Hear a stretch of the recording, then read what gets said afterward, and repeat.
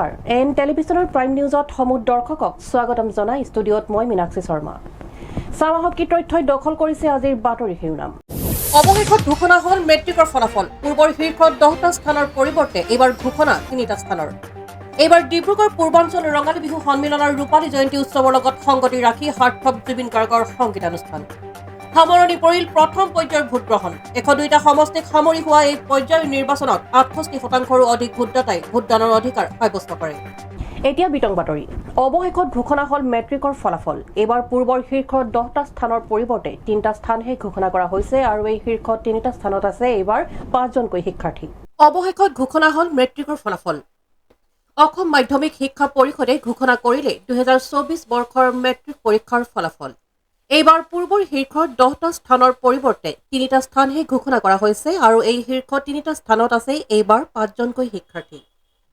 2024 বৰ্ষৰ হাইস্কুল শিক্ষান্ত পৰীক্ষাত সৰ্বাধিক 593 নম্বৰ লাভেৰে প্ৰথম স্থান দখল কৰিছে যোৰহাটৰ প্ৰজ্ঞা একাডেমী ছিনিয়ৰ ছেকেণ্ডেৰী স্কুলৰ অনুৰাগ দলৈয়ে 590 নম্বৰ লাভেৰে দ্বিতীয় স্থান লাভ কৰিছে বিশ্বনাথৰ শংকৰদেৱ শিশু বিদ্যা নিকেতনৰ ঝৰ্ণা শইকীয়াই 588 নম্বৰ লাভেৰে তৃতীয় স্থান দখল কৰিছে মাজুলীৰ কমলাবাৰীৰ আইলেণ্ড একাডেমীৰ মানস প্ৰতিম শইকীয়া আৰু বৰপেটাৰ সৰুপেটাৰ ষ্টেলা মেৰিজ স্কুলৰ বেদান্ত চৌধুৰীৰ লগতে নগাঁৱৰ ৰামানুজন ছিনিয়ৰ ছেকেণ্ডেৰী স্কুলৰ দেৱশ্ৰী কাশ্যপ ফলাফল অনুসৰি এইবাৰ মুঠ 75.7% ছাত্ৰ ছাত্ৰী উত্তীৰ্ণ হৈছে পৰীক্ষাত ইয়াৰ ভিতৰত ল'ৰাৰ উত্তীৰ্ণৰ হাৰ 77.3% আৰু ছোৱালীৰ উত্তীৰ্ণৰ হাৰ 76.4% আনহাতে তৃতীয় লিংগৰ উত্তীৰ্ণৰ হাৰ 80%।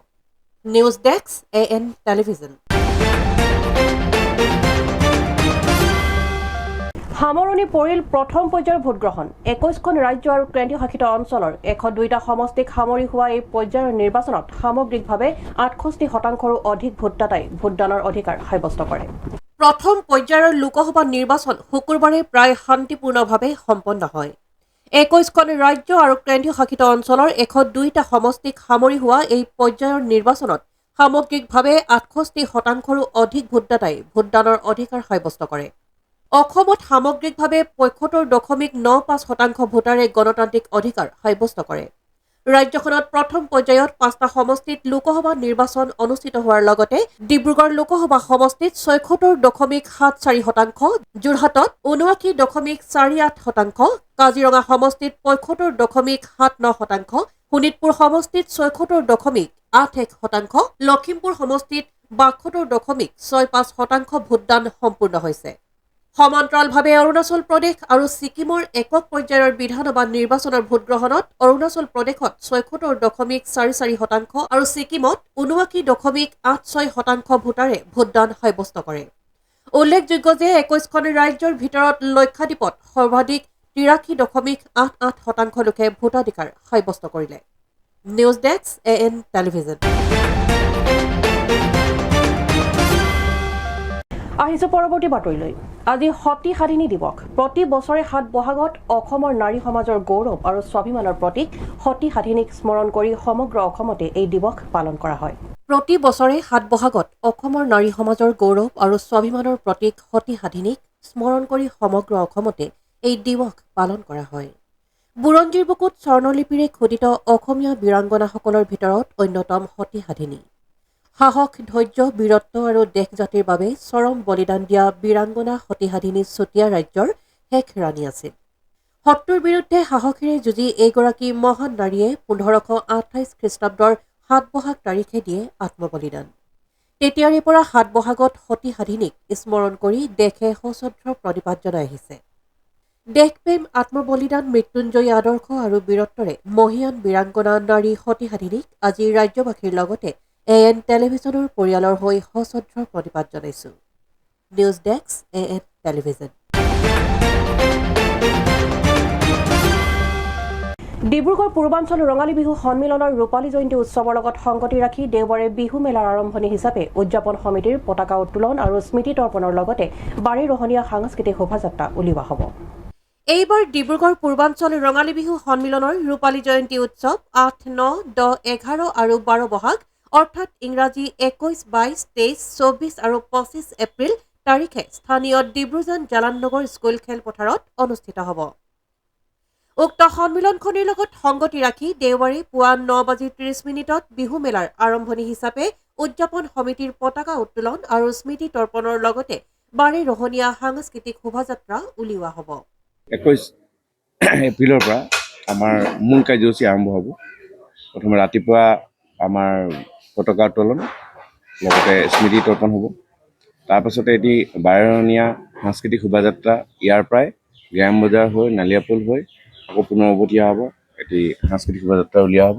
তাতে আমাৰ অৰুণ হাজৰিকাদেৱ আৰু মধুৰিমা চৌধুৰী বাইদেউ আৰু কল্পনা কলিতা অভিনেত্ৰী তেখেতসকল উপস্থিত থাকিব।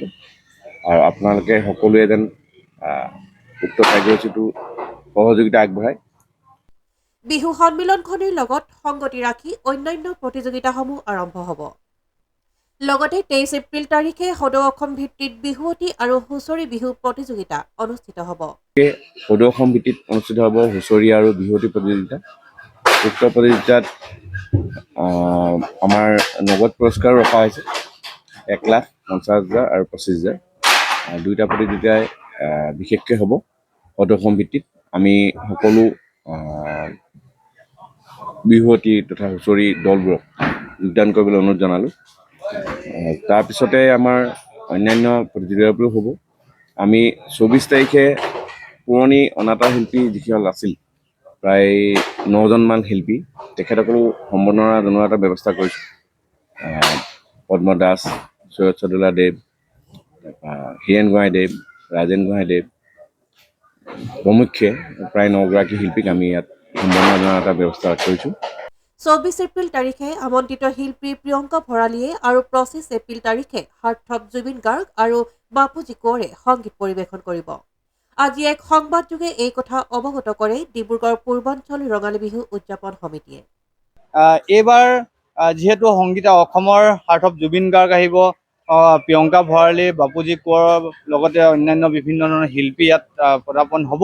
কিন্তু আমিও জাতিটো আগবঢ়াই লৈ যোৱাৰ ক্ষেত্ৰত যিখন মুকলি সভা আছে, এই মুকলি সভাত আমি অসমৰ বিভিন্ন ব্যক্তিক আমি নিমন্ত্ৰণ জনাইছোঁ, যাতে এটা বৌদ্ধিক চিন্তা হওক, জাতিটো আগবঢ়াই লৈ যোৱাৰ ক্ষেত্ৰত আমি কেনেধৰণৰ ৰাইজৰ সহযোগিতা, কেনেধৰণে ৰাইজে আগবঢ়াই লৈ যাব বিহুক, কেনেধৰণে ৰাইজৰ সমবেত হয় একত্ৰিত হৈ আগবাঢ়ি যাব, এই কথাখিনি আচলতে পুংখানুপুংখভাৱে আলোচনা কৰিবৰ বাবে আচলতে আমি মুকলি সভাৰ আয়োজন কৰিছোঁ। মুকলি সভাতো বিভিন্ন ব্যক্তিসকলক নিমন্ত্ৰণ জনোৱা হৈছে। তেওঁলোকে অহা 25 তাৰিখে মুকলি সভাখনত তেওঁলোকে উপস্থিত থাকিব।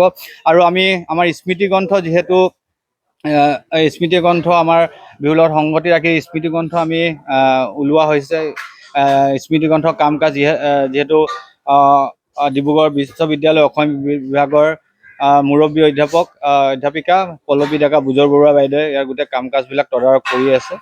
আৰু তাৰ লগতে এতিয়া আমি সদৌ অসম ভিত্তিত অনুষ্ঠিত হোৱা বিহু হুঁচৰি আৰু বিহুৱতী প্ৰতিযোগিতাত এইবাৰ শ্ৰী ব্ৰহ্মপুত্ৰ সন্মান শ্ৰেষ্ঠ বিহু হুঁচৰি প্ৰতিযোগীক আমি শ্ৰী ব্ৰহ্মপুত্ৰ সন্মান আৰু শ্ৰেষ্ঠ বিহুৱতীক পূৰ্বাঞ্চল সন্মানেৰে আচলতে বিভূষিত কৰিম। এই তাৰিখৰ পৰাই, এই বছৰৰ পৰাই এই নতুন ধাৰা আচলতে আমি সৃষ্টি কৰিব বিচাৰিছোঁ।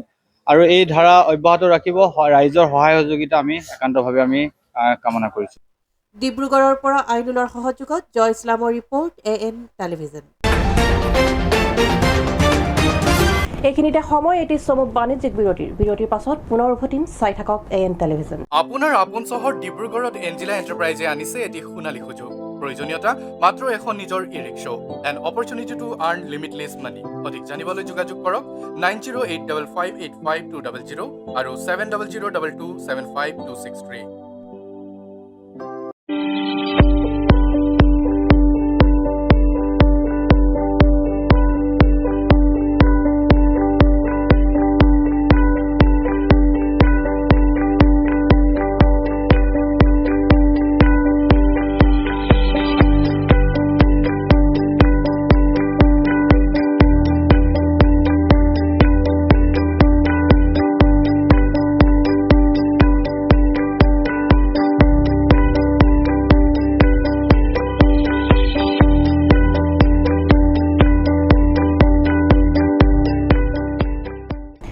আজি ঘোষণা হল হাইস্কুল শিক্ষান্ত পৰীক্ষা 2024 ফলাফল এইবাৰ ডিব্ৰুগড় চৰকাৰী উচ্চতৰ মাধ্যমিক আৰু বহুমুখী বালিকা বিদ্যালয়ৰ হাইস্কুল শিক্ষান্ত পৰীক্ষাৰ উত্তীৰ্ণ হাৰ হৈছে ৮৬.25%। উল্লেখ্য যে বিগত বৰ্ষৰ তুলনাত 2024 শিক্ষান্ত পৰীক্ষাৰ ফলাফলত ডিব্ৰুগড়ে ল'ব নোৱাৰিলে কোনো শীৰ্ষস্থান। আজি ঘোষণা হল হাইস্কুল শিক্ষান্ত পৰীক্ষা 2024 ফলাফল, কিন্তু তাৎপৰ্যপূৰ্ণ বিষয় যে আজি চৰকাৰী বন্ধ হোৱাৰ বাবে বিদ্যালয়ত দেখা নগল উখল মাখল পৰিৱেশ। উল্লেখ্য যে বিগত বৰ্ষৰ তুলনাত 2024 শিক্ষান্ত পৰীক্ষাৰ ফলাফলত ডিব্ৰুগড়ে ল'ব নোৱাৰিলে কোনো শীৰ্ষস্থান।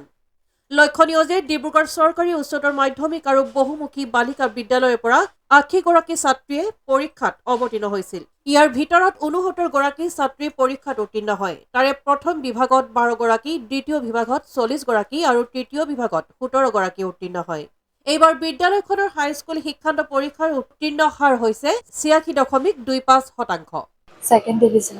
অকমান কেনেকৈ পঢ়িছে আৰু টিউশ্যন লৈছিলোঁ, তিনিটা টিউশ্যন লৈছিলোঁ। ছায়েন্স, মেথছ, আপোনাৰ আছামিজৰ লোৱা নাছিলোঁ, জিঅ'গ্ৰাফী আৰু হিষ্ট্ৰী লৈছিলোঁ। ঘৰত মা দেউতাৰ কেনেকৈ সহায় পাইছে? দাদীও আছে, কেনেকৈ সহায় পাইছে? ভালকৈ সহায় পাইছিলোঁ। আগন্তুক পৰিকল্পনা ক'ত কি পঢ়িম বুলি ভাবিছে? মই আপোনাৰ আৰ্টছ ল'ম বুলি ভাবিছোঁ পিছত। তাৰপৰা মই গ্ৰেজুৱেশ্যন কমপ্লিট কৰি কিবা পুলিচৰ SP, IPS কিবা UPS কৰিম। মোৰ ছেকেণ্ড ডিভিজন। মোৰ লেটাৰৰ কাৰণে 3 নম্বৰ কমি থাকিলে। ভাবিছিলোঁ মই লেটাৰ লৈ কিনে পাছ কৰিম, ফাৰ্ষ্ট ডিভিজন আহিম, লেকিন সেইটো নহ'লে। মই এইখন আমলাপতি গভ গাৰ্লছ। ডিব্ৰুগড় উচ্চতৰ মাধ্যমিক বালিকা বিদ্যালয়ৰ ফলাফল উন্নত বুলি জানিব পৰা গৈছে বিদ্যালয়ৰ অধ্যক্ষৰ জৰিয়তে। মানে মোৰ ভাল লাগিছে আমাৰ বিদ্যালয়ৰ ৰিজাল্টটো শুনি। আশা কৰা মতে হৈছে বুলি ভাবিছোঁ মই, তথাপিও আৰু ভৱিষ্যতে ভালকৈ ৰিজাল্ট আৰু ইয়াতকৈ ভাল ৰিজাল্ট হ'ব বুলি আশা কৰোঁ। আপুনি দায়িত্বভাৰ লোৱাৰ পিছত আপোনাৰ প্ৰথম কালে হয়, মই দায়িত্বভাৰ লোৱাৰ প্ৰথম এইটো ৰিজাল্ট পাইছোঁ। ভাল হ'ল, ভাল লাগিছে। আগন্তুক পৰিকল্পনা বা কেনে ছাত্ৰীসকলক পঢ়াব কেনেকৈ? নিশ্চয় আমাৰ কিছুমান ষ্ট্ৰেটেজি আছে। আমাৰ যিসকল ছাত্ৰী ইয়াতে পঢ়িব বিচাৰে আমি সকলোকে ইয়াত সুবিধা দিয়াৰ ব্যৱস্থাটো কৰিছোঁ। আৰু যি কিছুমান ছাবজেক্টৰ অৱশ্যে হয়, ২-এটা ছাবজেক্টৰ আমাৰ বিষয় শিক্ষক কম আছে, গতিকে আশা কৰোঁ চৰকাৰৰ ফালৰ পৰা আমি আবেদন জনাম যাতে তেখেতলোকে এইটো ফুলফিল কৰি দিয়ে আৰু আমাৰ বিদ্যালয়খনৰ আৰু যাতে ভাল ৰিজাল্ট হয়, তো সেইটোৰ ওপৰত মই মানে আশা কৰোঁ। আনহাতে বিদ্যালয়খনৰ এগৰাকী ছাত্ৰীয়ে ঘৰুৱা শিক্ষক নোহোৱাকৈয়ে প্ৰথম বিভাগত উত্তীৰ্ণ হৈছে। ইচ্ছা আৰু একাগ্ৰতা থাকিলে যে সকলোতে সফল হ'ব পাৰি প্ৰমাণ কৰি দেখুৱালে। ভাল লাগিছে, মোৰ ভয় লাগিছিলে আগতে, কিন্তু এতিয়া ভাল লাগিছে। আপোনাৰ টিউশ্যন মই কৰা নাছিলোঁ, নিজৰ পঢ়াখিনি ভাল হৈছে। কি নাম তোমাৰ? ৰুবি গগৈ। কোন স্কুলত পঢ়া তুমি? Government girls higher secondary school. কিমান পাৰ্চেণ্টেজ? 67 হৈছে। First division. ঘৰত কোন আছে তোমাৰ? এতিয়া কি কৰিম বুলি ভাবিছা তুমি? এতিয়া এইটো ক'লে যে আমাৰ স্কুলতে নাম লগাম, হায়াৰ ছেকেণ্ডেৰী স্কুলতে। কি পঢ়িবা? আৰ্টছত ল'ম বুলি ভাবিছোঁ। আৰ্টছত ল'বা। এই ক্ৰেডিটটো কাক দিব বিচাৰা? তোমাৰ লগত যে মা। ঠিক আছে। আপোনাৰ কন্যা সুন্দৰভাৱে পাছ কৰিছে, কি ক'ব? মই কণ্ট্ৰল কৰাইছোঁ আৰু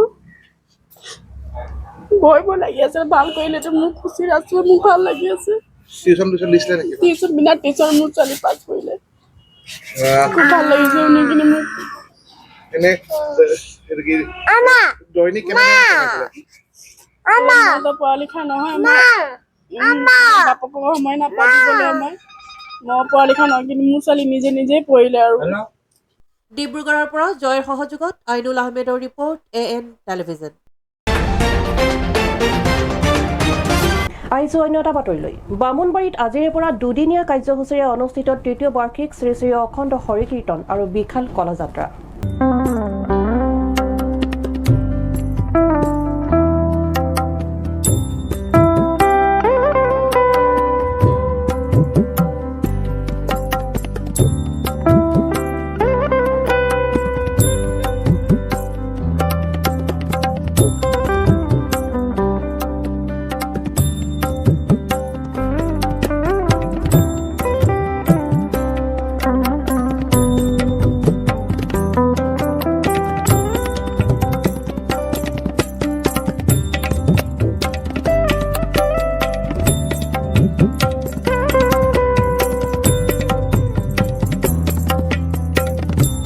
বামুণবাৰীত আজিৰে পৰা অনুষ্ঠিত তৃতীয় বাৰ্ষিক শ্ৰী শ্ৰী অখণ্ড হৰি কীৰ্তন আৰম্ভ বিশাল কলহযাত্ৰা বামুণবাৰী চাহ বাগিচাৰ বৰলাইন শ্ৰী শ্ৰী কৃষ্ণজ্যোতি নামঘৰ সমিতি তথা বামুণবাৰী বৰলাইন কীৰ্তন মণ্ডলীৰ উদ্যোগত তথা বামুণবাৰী ৰাইজৰ সহযোগত দুদিনীয়া কাৰ্যসূচীৰে অনুষ্ঠিত তৃতীয় বাৰ্ষিক শ্ৰী শ্ৰী অখণ্ড হৰি কীৰ্তন আৰম্ভ বিশাল কলহযাত্ৰা আজিৰে পৰা আৰম্ভণি কৰা হৈছে। এই উপলক্ষে বাহিৰ কৰা কলহযাত্ৰাত শতাধিক ভক্তই অংশগ্ৰহণ কৰে। Bureau report AN television.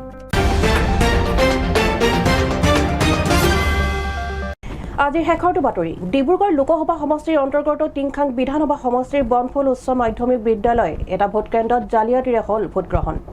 সন্ধিয়া ভোটগ্ৰহণ প্ৰক্ৰিয়া সামৰিব লোৱাৰ সময়তে EVMত ধৰা পৰে বিসংগতি। ৰাজ্যত শুক্ৰবাৰে সম্পন্ন হ'ল প্ৰথম পৰ্যায়ৰ নিৰ্বাচন। ইয়াৰ মাজতে টিংখাঙৰ এটা ভোটকেন্দ্ৰত জালিয়াতিৰে হ'ল ভোটগ্ৰহণ। সন্ধিয়া ভোটগ্ৰহণ প্ৰক্ৰিয়া সামৰিব লোৱাৰ সময়তেই EVMত ধৰা পৰে বিসংগতি। ইয়াৰ পিছৰ দৃশ্য এয়া টিংখাং বিধানসভা সমষ্টিৰ বনফুল হাইস্কুল ভোটকেন্দ্ৰটোত উত্তপ্ত পৰিস্থিতি। পুলিং বিষয়াৰ বিৰুদ্ধে EVM জালিয়াতিৰ অভিযোগত স্থানীয় ৰাইজে সাব্যস্ত কৰিলে প্ৰতিবাদ। EVM লৈ যোৱাত বাধা প্ৰতিবাদী ৰাইজৰ। ঘটনাস্থলীত আৰক্ষী অৰ্ধসামৰিক বাহিনীৰ দল মোতায়েন কৰা হয়। প্ৰিজাইডিং বিষয়াসহ সকলো কৰ্মী আবদ্ধ হৈ পৰে কেন্দ্ৰটোত। ইয়াৰ পিছতে নিশা প্ৰায় 9 বজাত ভোটকেন্দ্ৰত উপস্থিত হয় বিৰোধী ঐক্যমঞ্চৰ প্ৰাৰ্থী লুৰিণজ্যোতি গগৈ। ৰাইজৰ সৈতে আলোচনাৰ অন্তত কেন্দ্ৰটোত পুনৰ ভোটগ্ৰহণৰ দাবী জনাই লুৰিণজ্যোতি গগৈয়ে। আনহাতে পুষ্পকুমাৰ দাস নামৰ বিষয়াজনেও ভুল স্বীকাৰ কৰে। অৱশেষত ৰাইজৰ দাবীত সেৱ মানে। তদুপৰি EVM মেচিনটো বৰ্তমান চিল কৰি লৈ যায় প্ৰশাসনে।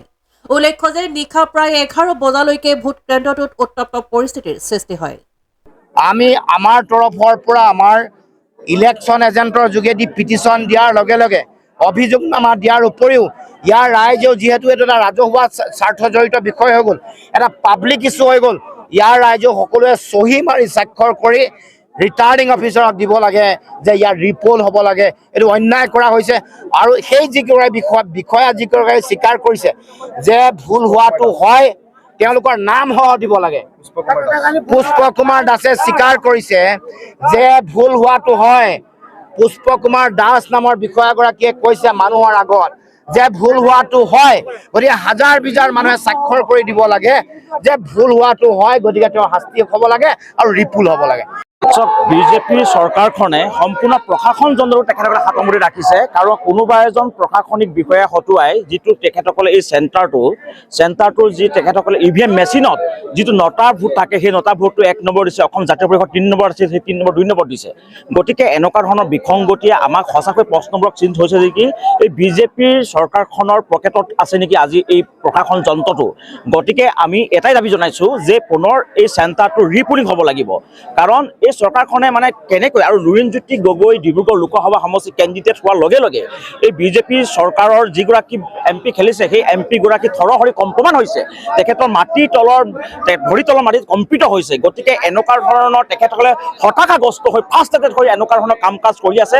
কালি আমাৰ এই ওচৰ চুবুৰীয়া এটা অঞ্চলত 3-4টাকৈ ঘৰ তেখেতসকলে অঞ্জুসৰি কৰে। যিবিলাক ঠাইত অসম জাতীয় পৰিষদৰ ভোট বেংক আছে, যিটো ঠাইত অসম জাতীয় পৰিষদে বিপুল ব্যৱধানত জয়যুক্ত হোৱাৰ সম্ভাৱনা আছে, সেই ঠাইবিলাকতে তেখেতসকলে এনেকুৱা ধৰণৰ কাম কাজ কৰি আছে। গতিকে আমি সকলোৱে প্ৰদান কৰিছোঁ যে জিলা উপায়ুক্তগৰাকী যিগৰাকী নিৰ্বাচনী আয়ুক্ত গতিকে তেখেতক আমি এটাই আহ্বান জনাইছোঁ, এই চেণ্টাৰটোৰ ভোটিং ৰিপলিং হ'ব লাগিব, অন্যথা কিন্তু আমি শান্ত নাথাকোঁ। Bureau report AN television. আজিৰ বাতৰি ইমানেই। AN টেলিভিছনৰ ষ্টুডিঅ'ৰ পৰা মই মীনাক্ষী ইমানতে বিদায় লৈছোঁ। ধন্যবাদ।